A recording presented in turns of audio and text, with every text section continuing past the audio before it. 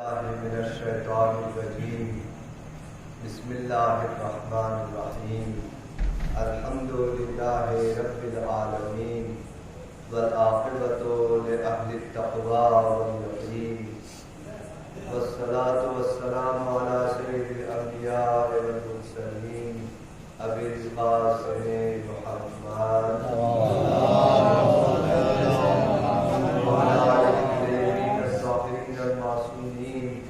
لا سیما بقیت اللہ المصدر الحجت الثانی عشر روحی و ارواح العالم بتراب مقتدر الجدا ولعنۃ الدائمۃ الباقیۃ علی اعدائهم اجمعین رب اشرح لی صدری ویسر لی امری واحلل عقدۃ من لسانی یفقهوا قولی اما بعد فقد قال الله تبارك وتعالى في كتابه المبين وهو أصدق القائلين وقوله الحق أعوذ بالله من الشيطان الرجيم ثم أنزل الله سكينته إلى رسوله صلى الله عليه وسلم.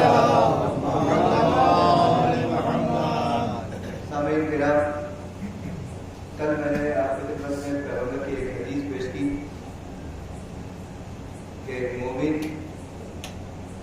5 قسم کی مصیبت اور پریشانی میں گرفتار رہتا ہے. المومن بین 5 شدائد، مومن 5 شدت 5 پریشانی میں مبتلا رہتا ہے. اس میں سے کل پہلا میں نے بیان کیا شیطان یضلہ، شیطان جو اس کو بہکانے کے لیے، بھٹکانے کے لیے، گمراہ کرنے کے لیے داغ لگائے بیٹھا رہتا ہے. شیطان جب نبیوں کے پاس آ سکتا ہے، نبیوں کو بہکانے کی کوشش کر سکتا ہے، تو ہم لوگوں کی کیا حیثیت ہے؟ لہذا ہمیشہ مومن کو ہوشیار رہنا چاہیے اور کبھی بھی مطمئن نہیں ہونا چاہیے کہ نہیں مجھے شیطان نہیں بہکا سکتا. بڑے بڑے سیسہ عابد بلب باورا، وہ بھی قرآن میں اس کا ذکر ہے کہ دعا کر دیتا تھا، دعا قبول ہو جاتی تھی، لیکن فرعون نے اس کو لالچ دیا اور وہ جناب موسیٰ کے لیے بددعا کرنے کے لیے جانے لگا. لیکن بہرحال وہ ایک گدھا جو جنت میں جائے گا اسی کا گدھا ہے. ایک کتا جنت میں جائے گا اصحاب کہف کا، اور ایک گدھا یہ بلب باورا کا. تو گدھا اپنی جگہ سے حرکت نہیں کر رہا ہے، اس کو مارا مارا آخر میں اسی کے لیے بددعا کر دیا. گدھا وہی ہلاک ہو گیا، مر گیا. وہ اس کا اس معلوم کا پھر وہ تاثیر ختم ہو گئی کیونکہ نبی کے خلاف. تو اتنا بڑا عالم کہ جب وہ تقریر کرتا تھا تو کتابوں میں ہے کہ 12,000 دعوات جو ہے لکھتی تھی. یعنی ایک دعوت میں سے ایک قلم، اتنے بڑے بڑے کلاس لیتا تھا، اتنا بڑا عالم، لیکن بہک گیا، شیطان نے دھکا دیا.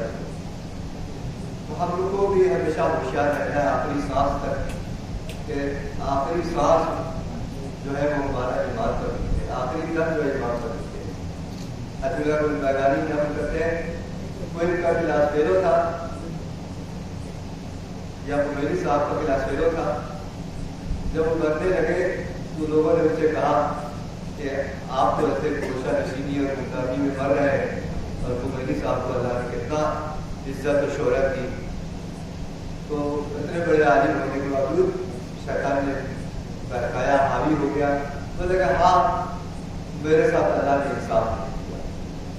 تو اگر کوئی شخص اللہ کے انصاف پر شک کرے تو اصول دین میں سے ایک چیز کو جو نہیں مانتا ہے، تو ظاہر سی بات ہے کہ ایسی موت ہوگی. اسی لیے دعائیں ہیں ہمیشہ. تو میرے صاحب سے ہی پوچھا گیا اگر آپ سے کہا جائے کہ آپ کو 1 منٹ کا ٹائم دیا جائے اور کہا جائے صرف ایک دعا آپ مانگ سکتے ہیں تو کون سی دعا مانگیں گے؟ تو کہا کہ عاقبت بخیر کی دعا مانگوں گا. تو میری عاقبت بخیر ہوا، جان اچھا ہو. شیطان اس وقت دیکھیے آپ نماز سے اندازہ لگا لیجیے شیطان کتنا لگاتا ہے. نماز میں کتنا کم دل لگتا ہے نماز کی طرف. دنیا بھر کے خیال میں آتے ہیں. استاد کے مقامی شیدانی صاحب کے کہ ہم لوگ اپنا گمشدہ جو ہے نماز میں تلاش کرتے ہیں. کیا چیز کہاں رکھے ہوئے ہے؟ نماز میں تلاش کرتے ہیں. روایت میں ملتا ہے کہ جتنا نماز میں شیطان بہکاتا ہے اس سے 70 گنا زیادہ مرتے وقت شیطان بن جاتا ہے. ذرا شیطان والے سے اور آگے بڑھ رہا ہے تو سب سے پہلی مصیبت ان کے لیے یہی شیطان یضل لوگ، شیطان جو ہے اس کو گمراہ کرتا ہے. دوسرا خطرہ اس سے بھی بڑا وہ ہے نفس یبارز. نفس جو ہے مبارزہ کرتا ہے. نفس انسان کا شیطان سے بھی زیادہ بڑھ جاتا ہے. اور بات آیت اللہ نظری منفرد کی ایک تقریر میں سن رہا تھا تو انہوں نے ایک دلیل پیش کی، کہا کہ دیکھو شیطان بھی بہکاتا ہے، نفس بھی بہکاتا ہے، لیکن نفس انسان کا شیطان سے 3 گنا زیادہ بہکاتا ہے. تو 3 گنا کے لیے تو میں بھی چوکتا ہوں کہ 3 گنا کے لیے کیا دلیل ہے. تو انہوں نے دلیل دی کہ دیکھو قرآن مجید میں شیطان کے لیے جو آیا ہے ایک تاکید آئی. عربی گرامر کی یہ بات ہے، تھوڑی سی خوش کر کے سن لیجیے. ان کا شیطان لکم عدو مبین، یعنی بے شک، اتنا یعنی بے شک شیطان تمہارا کھلا ہوا دشمن ہے. ایک تاکید کے ساتھ ہے، لفظ اتنا کے ساتھ. لیکن نفس کے لیے قرآن میں 3 تاکید کے ساتھ پوچھا جاتا ہے. ان النفس لامارۃ بالسوء، بے شک نفس، یہ انسان کی تاکید لام تاکید کی لا ہمارا اور سیدھا مبالغہ ہو کر کے ہمارا کہا، عامر نے کہا، ہمارا کہا. 3 تاکید کے ساتھ میں نفس ہمارا کا قائم کیا گیا. یعنی شیطان تو ٹھیک ہے بہکاتا ہے، لیکن نفس ہمارا 3 گنا زیادہ ہم کو شیطان سے بہکاتا ہے. پیغمبر جناب یوسف یہ جملہ کہہ رہے ہیں، معصوم ہے لیکن کہہ رہے ہیں کہ ماں ابھر رہے ہو نفسی، میں اپنے نفس کو بالکل مطمئن نہیں سمجھ رہا ہوں، بری نہیں سمجھ رہا ہوں. ان النفس لامارۃ بالسوء، جب معصوم اتنا ہوشیار ہے سمجھنا ہے، چاہے وہ جب میں تعلیمی پہلو رکھتا ہوں ہمارے لیے، لیکن جب معصوم یہ کہہ رہا ہے کہ ہم جو ہے خود کے اپنے نفس کو بری نہیں سمجھتا ہوں، اس لیے شیطان نفس ہمارا بہت زیادہ رہتا ہے. کب اس کو پلٹ کے جو ہے شیطان بھی جو ہے وہ شیطان سے بھی زیادہ نفس ہمارا انسان کو بہکاتا ہے. اسی لیے دیکھیں مفاتیح الجلال میں ایک مناجات ہے، مناجات 15 یعنی 15 مناجات. وہاں پر چوتھے امام امام زین العابدین علیہ السلام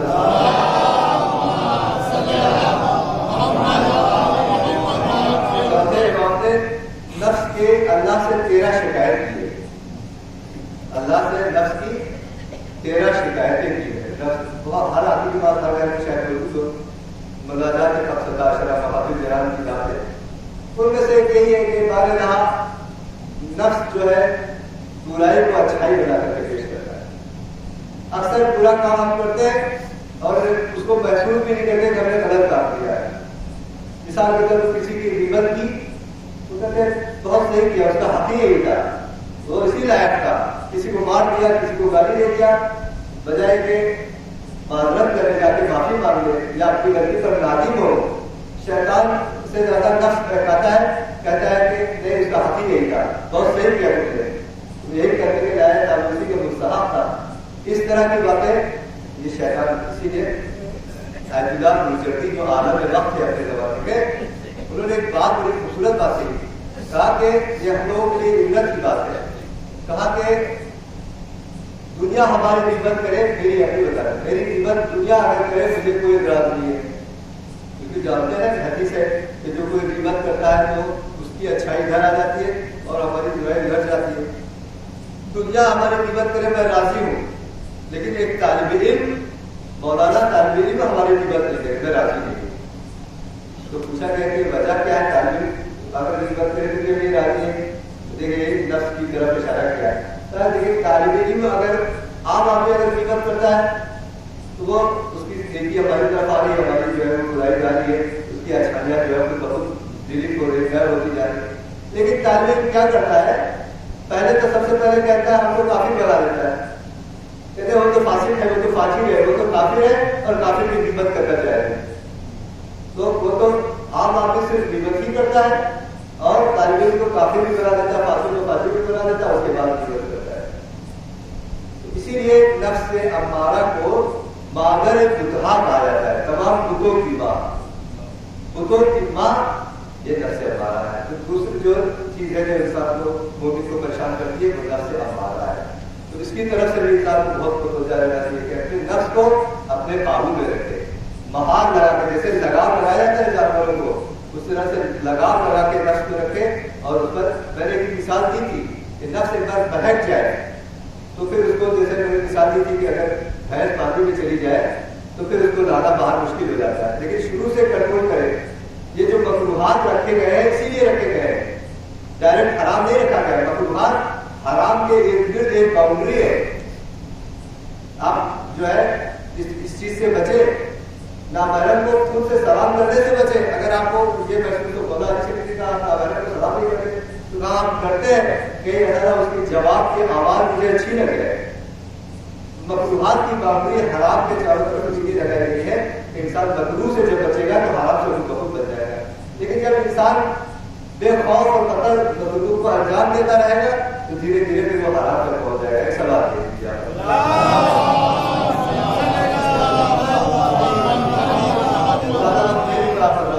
اس کے بعد یہ مجلس ہے۔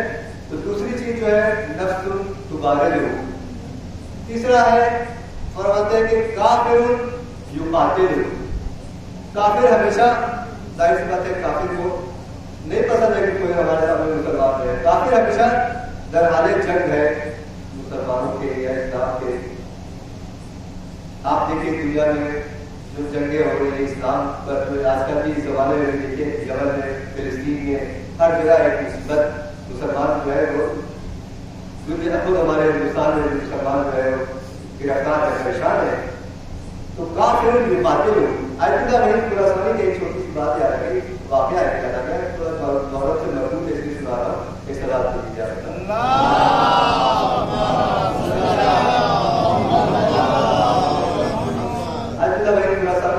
میری نظر میں سیسانی صاحب کے بعد جو عالم پر عالم کی جو تبلیغ کی جاتی ہے، سیسانی صاحب کی تبلیغ میں ہے تو اس کے بعد اگر کوئی مسئلے میں اگر احتیاط واجب کہا ہے تو فن عالم کی طرف رجوع کیا جاتا ہے۔ میری نظر میں سیسانی صاحب کا کوئی خلاصہ نہیں ہے، میں ان کی طرف رجوع کرتا ہوں، بڑے مراجع میں سے ایک ہے عاجلہ وحید خلاصہ، ان کی ایک تقریر میں نے سنے، بتا رہے تھے کہ ایران میں جب رشیا کی فوج گھس گئی تھی، روس کی، تو ایک ڈاکٹر تھا، وہ شیعہ ڈاکٹر، وہ فوج جو ایران کی فوج تھی ان کے علاج کے لیے بارڈر پر تھا۔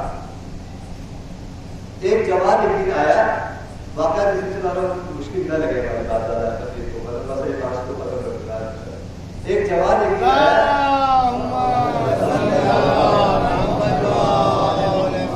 آیا کرے گا، ڈاکٹر صاحب مجھے گولی لگی ہے، میرا آپریشن کر دو۔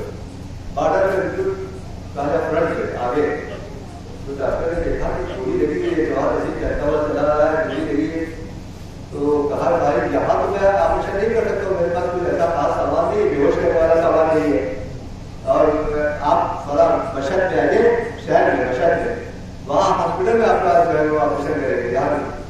تو اس نے کہا نہیں میرے پاس ٹائم نہیں ہے، رہا بے ہوشی کا مسئلہ تو آپ اس کی فکر نہ کیجیے، جب آپ اپنا سامان بیچی وغیرہ چاہو تو بیچی جو بھی آپ کے پاس ہے آپ اسے میرے لیے گولی نکال دیجیے، جب آپ آپریشن کرنے والے ہوں گے مجھے بتا دیجیے گا، بس ایک منٹ پہلے مجھے بتا دیجیے گا، اس کے بعد آپ کو کوئی فکر کرنے کی ضرورت نہیں۔ مجھے بڑا تعجب ہوا یہ کیسا انسان ہے۔ وہ آیا، انہوں نے اپنی جو بھی تھی اوزار قینچی ڈسٹر چاقو جو پوچھا اور کہا کہ ٹھیک آپ لیٹ گئے، آیا تو کہا ڈاکٹر آیا کرے کہ بس میں اب آپ کا آپریشن کرنے والا ہوں۔ اتنے وہ سب جو ڈیٹا دکھائی اس نے منہ سے ہلایا اور اگلا میری پتا نہیں وہ دعا نہیں بتائی، لیکن وہ بس میں نہیں بتا رہا ہوں، وہ ایک دعا کی پڑھا اور اس کے بعد مر گیا۔ اب وہ ڈاکٹر کہتا ہے کہ وہ مر گیا، میں نے نفس دیکھی، نفس چلا بند ہو گئی، بالکل کہیں سے آنکھوں میں بھی سایہ نہیں نظر آ رہا، مر چکا ہے وہ۔ اور اس نے لیکن کہا تھا کہ آپ کتنی دیر تک آپ کا یہ آپریشن چلے گا؟ تو ڈاکٹر نے بتایا کہ مثال کے طور پر 1 گھنٹہ یہ میرا آپریشن چلے گا۔ کہا ٹھیک ہے، 1 گھنٹے بعد میں اٹھ جاؤں گا، آپ آپریشن کریں۔ اب میں نے دیکھا کہ وہ سب اس کا نکل چکا ہے۔ آپ اس کو میرے ڈاکٹر کا میں نے آپریشن کیا، کیسے کیسے کر کے گولی نکالی اور اس کے بعد گھڑی دیتا رہا، ابھی 1 گھنٹے ہونے میں بھی ٹائم کافی تھا۔ جیسے ہی 1 گھنٹہ ہوا پھر وہ شخص جو ہے اٹھ کے بیٹھا اور پھر وہ چند کر بعد اپنے زبان سے اس کے آزاد کیے۔ یہ ڈاکٹر کہتا ہے کہ میں گیا، میں کہا کہ بھائی آپ کون ہیں؟ آپ کا تو دم نکل چکا تھا، تو کہا آپ اس کی فکر نہ کریں، بس اب مجھے جانے دیں. تو کہا نہیں نہیں، آپ بتائیے کہ کیا آپ نے امام زمانہ جس کا اسلام کے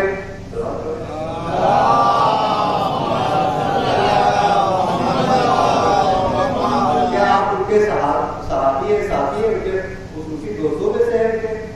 وہ کافر کہا کہ نہیں. میں کہا آپ کو امام کہا نہیں، کچھ تو ہے آپ کے اندر دوسری چیزوں میں نہیں. آپ نے کون سا ذکر پڑھا؟ تھوڑا بہت انہوں نے سنا تھا، تھوڑا باقی نہیں سن پائے تھے، ایسا اس نے آواز کم کر دی تھی. تو کہا کہ نہیں، 7 آدمی اس دور میں، اس زمانے میں 7 آدمی سے امام زمانہ سے ٹچ گئے. میں ان 7 آدمیوں میں سے ایک آدمی کے رابطے میں، ان 7 آدمیوں سے میرا ایک سے رابطہ ہے، انہیں کے ذریعے سے میرے پاس چیز بتاتے ہیں. اتنے میں میں نے اس شخص سے کہا کہ دیکھو روس کی فوج روسی چلی آ رہی ہے ایران میں، تو کہتے کیوں نہیں امام زمانہ سے کہ یہ روس کی فوج کو بھگا دے، یہاں سے چلے جائے. وہ شخص چپ رہا. مجھے وقت ہوتا ہے کہ آخر امام زمانہ کا دل خوش نہیں ہے جو ایران کی حکومت سے. یہ اسلامی حکومت سے پہلے کی بات ہے، جب بادشاہ کی حکومت تھی، شاہ ایران کی، بہت بدترین کو تھا وہاں، بڑی خراب کنڈیشن تھی وہاں پر. بتانے لائق یہ وہاں پر بے حجابی کوریانیاں حد سے زیادہ بڑی ہوئی تھی ایران کی. تو یہ خمینی صاحب کے بعد سے ایران جو ہے وہ اسلامی ملک بنا ہے. تو کہا کہ امام زمانہ کا دل خوش نہیں ہے اس حکومت سے، بس ایک چیز کی وجہ سے. یہ دیکھیے میں اسی چیز کے لیے یہ واقعہ آپ کو سنایا ہوں. صرف ایک چیز کی وجہ سے امام زمانہ کی نظر عنایت آپ لوگوں کو بنی ہوئی ہے. وہ چیز یہ کہ آپ لوگ محرم میں کم سے کم 10 دن 12 دن آپ لوگ عزاداری امام حسین بتا رہے ہیں. اس عزاداری کی وجہ سے امام زمانہ آپ لوگوں کو سنبھالے ہوئے ہیں اس چیز کی وجہ سے. تو یہ کہ ہم لوگ جو عزاداری کرتے ہیں اس کو کم اہمیت نہ سمجھیں. نہ جانے کتنی بلائیں، کتنی مصیبتیں، کتنی پریشانیاں جو ہمارے طرف آنا چاہتی ہے اس عزاداری کی برکت سے اور امام زمانہ کی دعاؤں کی وجہ سے ہم سے بچ گئی ہے. سب آپ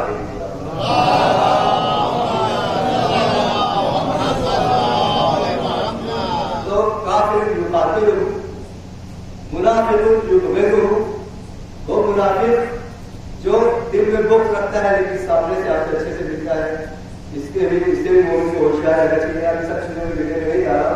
اور آخری یہ تھا کہ مومن یحسد، مومن سے حسد نہیں کرتا ہے. مومن بھی ہے لیکن حسد کرتا ہے، جلن کرتا ہے. دیکھیے حسد کا مطلب یہ نہیں ہے کہ اگر کسی کے پاس دولت ہے میں یہ خواہش کروں اللہ سے کہ اللہ مجھے بھی اتنی دولت دے دے. یہ حسد نہیں ہے. یا کسی کے پاس علم زیادہ ہے، میں بھی خواہش کروں کہ میرے پاس بھی بہت اچھا ہے. کوئی بہت اچھی مجلس پڑھتا ہے، مجھ جیسی ٹوٹی پھوٹی مجلس جو آپ کے سامنے پڑھتا ہوں، مجھے بھی یہ تمنا ہو جائے کہ میں بھی ان کی طرح مجلس پڑھے رہوں. یہ حسد نہیں ہے، یہ غبطہ ہے. عربی میں اس کو غبطہ بولتے ہیں، جس کو انگلش میں اگر کہا جائے شاید کمپٹیشن میں ترجمہ کیا جاتا ہے. اسلام میں اس کو اچھا مانا گیا ہے. کمپٹیشن کرنے سے انسان ترقی کرتا ہے. کوئی اگر علم میں زیادہ ہے میں بھی محنت کروں، میرا علم بھی اتنی ہو جائے یا اس سے زیادہ ہو جائے، بیان میرا اس سے بہتر ہو سکتا ہے. تو یہ حسد نہیں. حسد اس کو بولتے ہیں کہ جس کی عربی بولتے ہیں تمنا زوال نعمت. کسی کو جو اللہ نے نعمت دی ہے ہم یہ تمنا کریں کہ اس کی نعمت کو اس سے چھین جائے. اگر پیسے والا ہے تو اس کا چوری ہو جائے، اگر عالم ہے تو وہ پاگل ہو جائے، سکھیا جائے، یادداشت ختم کر دے. تو اس طرح کی اگر صورت ہے تو اس کے معلوم اور بصورت ہو جائے.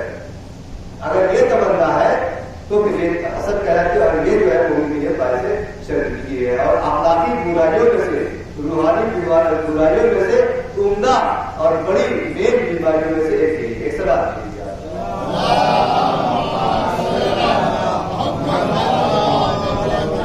ایک اور دل کا سوال دیجیے.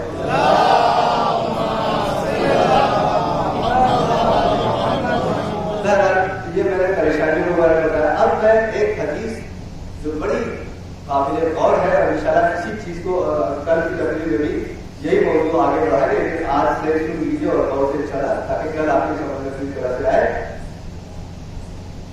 پیغمبر اکرم فرماتے ہیں کہ 3 چیزیں ہیں جو انسان کو سکون عطا کرتی ہیں، باعث سکون اور چین ہے. وہ 3 چیزیں کیا ہیں؟ اتنی آسانی سے سننے والا نہیں ہے، اس لیے میں تھوڑا ناز کو بتاؤں گا. وہ 3 چیزیں اتنی زیادہ اہمیت والی ہیں کہ پیغمبر اکرم محمد صلی اللہ علیہ وسلم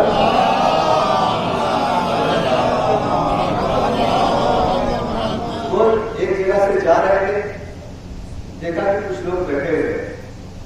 پیغمبر نے پوچھا من انتم، آپ لوگ کون ہیں؟ تو وہ کہتے ہیں یہ 3 صفت جو میں بتانے والا ہوں، جس کی طرف آپ کو متوجہ کرنا چاہ رہا ہوں.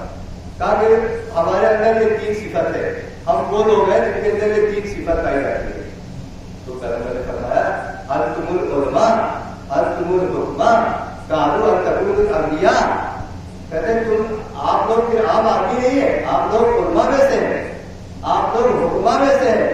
نزدیک تھا، قریب تھا کہ آپ لوگ نبی بن جاتے، یعنی نبی سے آپ لوگ بس تھوڑا سا ہی کم ہے. آپ کے اندر یہ 3 صفت پائی جاتی ہے. معراج میں جب رسول خدا نے آپ کو سوچو کہ کون سی صفت ہے، نبی سسپینس بڑھانا چاہ رہا ہوں تاکہ وہ 3 صفت آپ کے ذہن میں رہ جائے، اور کل بھی اسی کو انشاءاللہ کنٹینیو کروں گا. معراج پر جب پیغمبر گئے تو اللہ تعالیٰ نے بھی پیغمبر سے کہا کہ اے پیغمبر، جس کے اندر یہ 3 صفت پائی جائے اس کو میں صدیقین میں لکھ دیتا ہوں. جس کے اندر اکتبہ ہو میرا صدیقین، اس کو میں صدیقین میں لکھ دیتا ہوں. پہلے میں یہاں پہ تھوڑا سا بتا دوں، مل کر کے سلام دیجیے.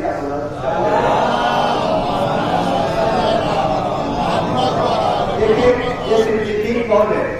آپ کہہ رہے صدیقین اکتبہ ہو میرا صدیقین.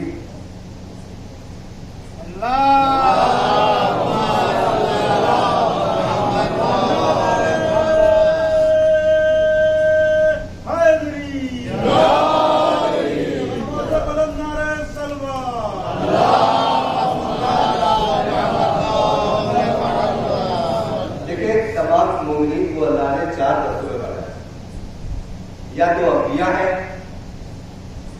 یا صدیقین ہے. تو دونوں کائنات کے بارے میں ہوا صدیق الاکبر، پیغمبر نے فرمایا ہوا صدیق الاکبر، سب سے بڑے صدیق، سب سے بڑے سچے دونوں کائنات امیر المومنین علیہ السلام.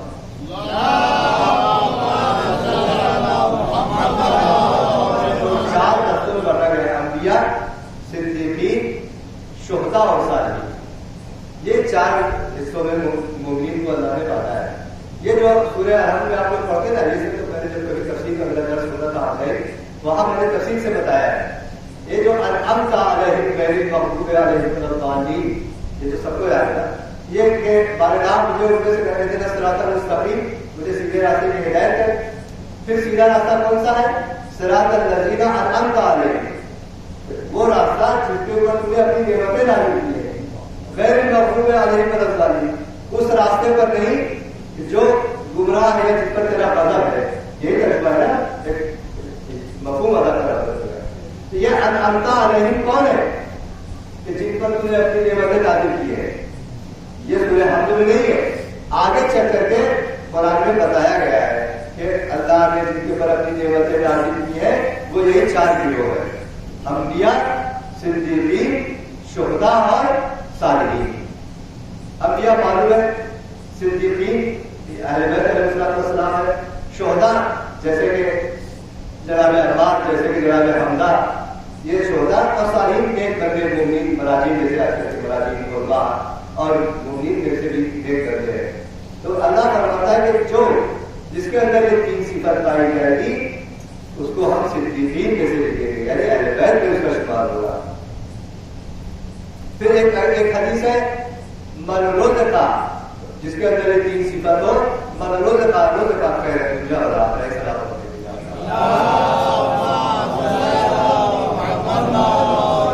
جس کے اندر یہ 3 صفت پائی جائے اس کو دنیا اور آخرت کی تمام سعادتیں اللہ نے اس کو نصیب کرے، جس کو اندر یہ 3 صفت پائی جائے. اور ایک اور سسپینس آپ کے سامنے کھل جائے گا. حدیث قدسی ہے، حدیث قدسی سمجھتے ہیں نا، یعنی اللہ کی حدیث جو قرآن کے علاوہ جو کلام ہے اللہ کا، حدیث قدسی کہلاتے ہیں. پروردگار عالم فرماتا ہے، اسی سے سمجھ میں آ جائے گا کہ وہ 3 چیزیں کیا ہے. من لم یرضا، توجہ سے سنیے، اسی کو بتانے کے لیے اتنی تمہید بتائی تھی. من لم یرضا بقضائی ولم یشکر ببلائی ولم یشکر نعمائی فلیتخذ ربا سوائی. پروردگار عالم کہہ رہا ہے کہ جو میرے فیصلوں پر راضی نہ ہو، میرے قضا اور قدر پر راضی نہ ہو، اور میری طرف سے بلا اور امتحان جو دیا جاتا ہے اس پر صبر نہ کرے اور میری نعمتوں پر شکر نہ کرے، فَلْيَتَّخِذْ رَبًّا سَوَاءً، بس اس کو چاہیے کہ میرے علاوہ کوئی اور خدا ڈھونڈ لے، یعنی میں اس کا خدا نہیں ہوں بلکہ اس کا خدا کوئی اور ہی ہے۔ تو اللہ نے مطلب یہ ہے تین یہ جو میں نے بتائی، اللہ کے فیصلوں پر راضی رہنا اور اللہ کی جو امتحانات اس پر صبر کرنا، اور تیسرے کہ اللہ کی نعمتوں پہ شکر ادا کرنا۔ ایسا بات نہیں ہے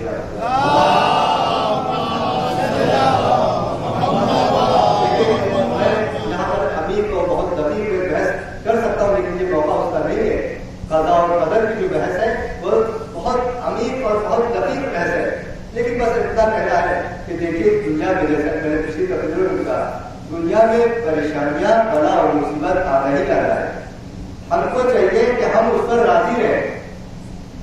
زیارت امین اللہ میں بس کافی زیادہ ختم ہو گیا، زیادہ توجہ سے 5-10 منٹ اور سن لیجیے۔ زیارت امین اللہ میں معصومین کا ارشاد ہے بار جہاں ہمیں صفت رضا کے ذریعے سے سکون عطا ہے، یعنی بلا اور مصیبت تو آنی آنی ہے، لیکن اگر انسان اللہ کے فیصلے پر راضی رہتا ہے تو اللہ اس کو دلوں میں سکون عطا کر دیتا ہے۔ دیکھیے یہ اللہ کا ایک سورہ نساء کی آیت نمبر 79 اس میں ہے ما اصابک، یہ قرآن کی آیت ہے، ما اصابک من حسنۃ فمن اللہ وما اصابک من سیئۃ فمن نفسک، جو تم تک نیکیاں اچھائیاں پہنچی ہیں وہ سب اللہ کی طرف سے ہے، جو بھی نعمتیں آپ کو مل رہی ہیں یا آپ کے اندر جو اچھائیاں ہیں وہ اللہ کی طرف سے ہے، لیکن تم تک جو پریشانیاں آ رہی ہیں، جو مصیبتیں آ رہی ہیں یا تمہارے اندر جو برائی آ رہی ہے یہ خود تمہاری ذاتی ہے، وہ اللہ کی طرف سے نہیں ہے۔ تو کہنا ہے میں یہ چاہ رہا ہوں، مجھے معلوم ہے یہ باتیں بڑی خوش کو سنگین ہے، اتنی بار سے بات کی جائے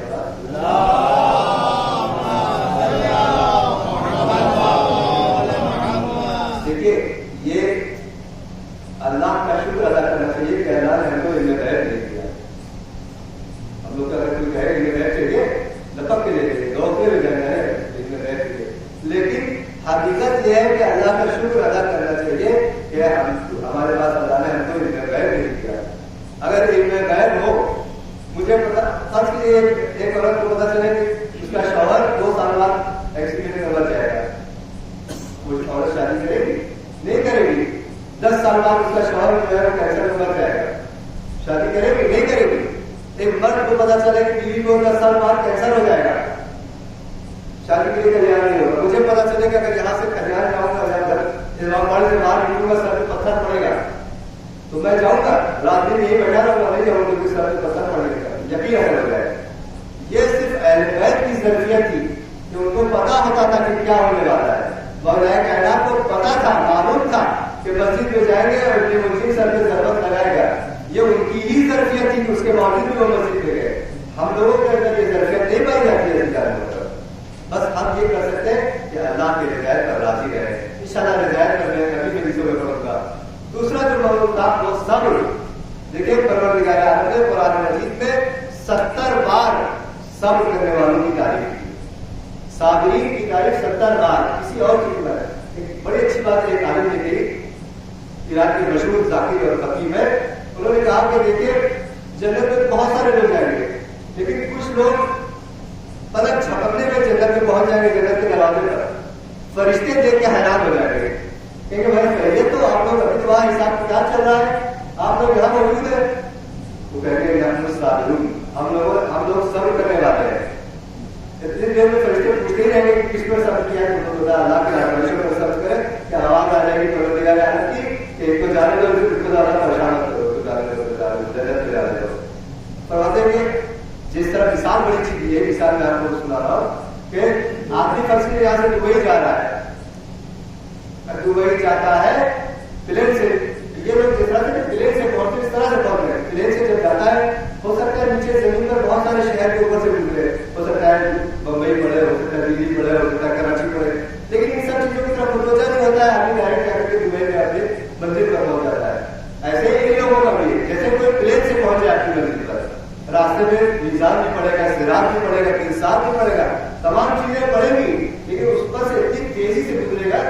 طرح سے کہ آدمی پلین سے چل کر کے پہنچ جاتا ہے. ایک سوال دیکھیں گے آپ دیکھیں.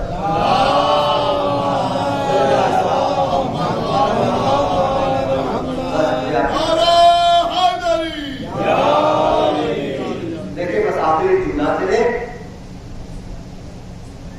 دو قرآن مجید میں دو گروہ پر اللہ نے ضرور کیا ہے. دو گروہ پر, صرف دو گروہ پر ضرور کیا ہے. ایک تو آپ کو معلوم ہے کہ ان اللہ و ملائکتہ یصلون علی النبی یا ایھا الذین آمنوا صلوا علیہ وسلم تسلیما.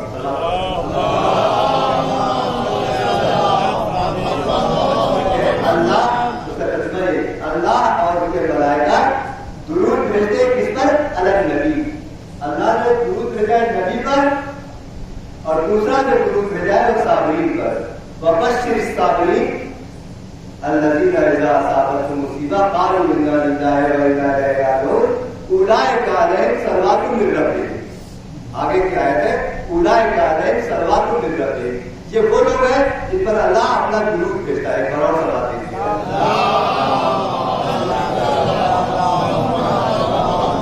بس یہ دو چیزیں ہیں عزیزوں. اور تیسری چیز وہی کہ اللہ کی دی ہوئی نعمتوں پر شکر ادا کرنا. افسوس یہی ہے بھائی آدمی میں جملہ دوہرا رہا ہوں تو وہ کہتے ہیں کہ آج کل ہم لوگ شاکر نہیں ہو گئے بلکہ شاکر کی رے کی جگہ یہ دے لے لیا ہے. بجائے شاکر کے ہم لوگ شاکی ہو گئے. ہر آدمی شکایت کر رہا ہے, ہر آدمی شکایت ہے. بجائے شاکر کے شاکی, شکایت کرنے والا. ہر آدمی کو شکایت, ہر آدمی کو شکایت, ہمارے ساتھ یہ نہیں ہوا, ہمارے ساتھ یہ نہیں ہوا. آپ دیکھیے کہ کربلا کے میدان میں یہ تینوں باتیں کس طرح سے اپنے شباب پر یہ تینوں باتیں. امام حسین رضایت, صبر اور شکر. امام حسین کیا فرما رہا ہے؟ الہی رضا بے رضا و صبر بے بلا. بارے میں تیری رضا پر راضی ہوں اور تیری بلا اور آزمائش پر صبر کر رہا ہوں. اور آگے فرماتے وہ اثنی اللہ احسن الثنا, اور میں اللہ کی نعمتوں کا شکر ادا کر رہا ہوں, بہترین شکر ادا کر رہا ہے آپ سے. عزیزو, آپ ایسا انسان جس نے کربلا کے میدان میں سب کچھ اپنا لٹا دیا, ہر غم ہر مصیبت کو اس نے کربلا کے میدان میں اٹھایا, لیکن اس کے باوجود بھی اللہ کا شکر گزار ہے. عزیزو, ہم پر چند تھوڑی سی مصیبت آ جاتی ہے اور ہم گھبرا کر کے پریشان ہو کر کے منہ سے نہ جانے کیا کیا پڑھنے لگتے ہیں. لیکن امام حسین فرماتے ہیں رضا اللہ رضا کا اجر ہے, اللہ کی رضایت کا ہم اہل بیت کی رضایت ہے. بس عزیزو, آج کی ساتویں تاریخ کی عام طور پہ جناب قاسم کا مسائل پڑھا جاتا ہے. علامہ مجلسی لکھتے ہیں بہار الاخبار پہ کہ جب فرزندان امام حسن میں سے کئی فرزند شہید ہو گئے تو اتنے میں دیکھا کہ ایک 13 سال کا بچہ جس طرح سے کوئی چاند کا ٹکڑا وہ آیا امام حسین کے پاس اور اجازت مانگنے لگا. جیسے ہی اجازت مانگنے کے لیے چچا سے کہا تو دونوں مل کر کے اتنا ہوئے سوکش یا علیہ کا, یہ دونوں روتے روتے بے ہوش ہو گئے. تھوڑی دیر بعد جب ہوش میں آیا تو دیکھا حمید ابن مسلم یہ روایت نقل کر رہا ہے کہ میں نے دیکھا کہ اس بچے نے اپنے سر کو حسین کے زانوں پر رکھ دیا. بہرحال بڑی مشکل سے وہی تعبیر امام حسن کی وصیت کے مطابق امام حسین نے اجازت دی, اور اس کے بعد کسی کے ساتھ میں اتنا اہتمام نہیں کیا ہے. اپنے ہاتھوں سے جناب قاسم کو گھوڑے پر سوار کیا, اپنے ہاتھوں سے جس طرح سے کفن باندھا جاتا ہے جناب قاسم کو امامہ باندھا ہے, اور کفن میں جس طرح سے مستحب ہے چاہے ہدف کا لٹکا دیا اسی طرح سے لٹکا دیا جاتا تھا. عرب میں یہ ایک علامت ہوتی تھی کہ دیکھو یہ یتیم بچہ ہے, شاید اشقیاء کو کچھ رہ پائے, یہ بچہ جو کمسن بچہ ہے جو ایک چاند کی پانی میں ایک ہلال ہے, وہ چاند کے ٹکڑے کی جیسا ہے, اس پر کچھ رحم کرے, اس لیے ایک ہدف بھی لٹکا دیا تھا جس سے دور سے لوگ سمجھ جائے کہ بچہ یتیم ہے. بہرحال حمید ابن مسلم کہتا ہے کہ میں نے دیکھا کہ اس بچے کا تسبہ ایک ٹوٹا ہوا تھا, اتنے کمسن تھے کہ دونوں پیر لٹاپ تک نہیں پہنچ رہے تھے. یہ کہتا ہے کہ اس نے مختلف میں ہے کہ 80 جوانوں کو یزیدی لشکر کے جہنم واصل کیا. اس کمسن کے عالم میں ایسی جنگ کی کہ 80 جوانوں کو واصل جہنم کیا. اور اس کے بعد ایک مشہور پہلوان حمید ابن مسلم کہتا ہے کہ جس کا نام تھا عمر سعد ازدی, یہ کہتا ہے یہ جوان تو سب کو قتل کیے دے رہا ہے, جوان تو سب کے قتل کیے دے رہا ہے, میں جا کر کے ابھی اس کو قتل کرتا ہوں. حمید ابن مسلم کہتا ہے تو اتنا مشہور پہلوان ہے, مجھے شرم نہیں آتی کہ ایک کمسن بچے کو تو قتل کرنے کے لیے جا رہا ہے, واللہ اگر یہ میری طرف طرف قدم اٹھائے, میری طرف مجھ پر حملہ بھی کرے تو میں اس پر حملہ نہیں کر سکتا ہوں. لیکن یہ مضمون, یہ شکیل القلب چھپتا ہوا جاتا ہے اور پیچھے سے جناب قاسم کے سر پر وار کرتا ہے. اب ایسا کاری وار ہے کہ پھر جناب قاسم کا گھوڑے پر ٹکنا مشکل ہو جاتا ہے. آواز دیتے ہیں چچا مدد کو آئیے. آج تو میں نے کہا تھا کہ چند مقام کربلا میں ایسے ہیں جہاں امام حسین کو شرمندگی محسوس ہوئی ہے. جب امام حسین پہنچتے ہیں جناب قاسم کے پاس تو ادھر کا لشکر ادھر, ادھر کا لشکر ادھر. وہ قاسم جس کا پیر رکاب تک نہیں پہنچ رہا تھا, گھوڑے کے پاؤں تلوں سے اتنا سمو سے اتنا پامان ہو گئے تھے کہ ان کا لاشا پڑا ہو گیا تھا. آئے کہا ہے بیٹا تمہارے چچا کے لیے کتنی شرمندگی کی بات ہے, کتنے افسوس کی بات ہے کہ تم نے مدد کے لیے بلایا, لیکن میں جب پہنچا تو بہت دیر ہو چکی تھی. آج جو جناب قاسم کے سینے کو اپنے سینے سے امام حسین نے لگایا وہ چھوٹا سا بچہ, لیکن اب لاشا پامان ہونے کے بعد اتنا لمبا لاشا ہو گیا کہ پیر دونوں زمین پر کھد دیتے ہوئے آ رہے تھے. جیسا کہ میں نے اس مسائل میں پڑھا کہ ان میں فرما سجدے میں شکر حقا حقا بارے لاکھ لاکھ شکر ہے کہ تو نے میری اس قربانی کو قبول کیا. حسین سے خواہش کی کہ قاسم کے خوب بھرے ہوئے جوتے کو لے آئیے, میں اس کو اپنے آقا میں حسن تک لے کے جاؤں گی. اور جب وہ مدینہ جاتی ہے تو اس جوتے کو امام حسن کی قبر پر ڈالتی ہے. یہ دیکھیے میں نے آپ کی طرف سے قربانی پیش کی. سیالت الذین ظلموا ایام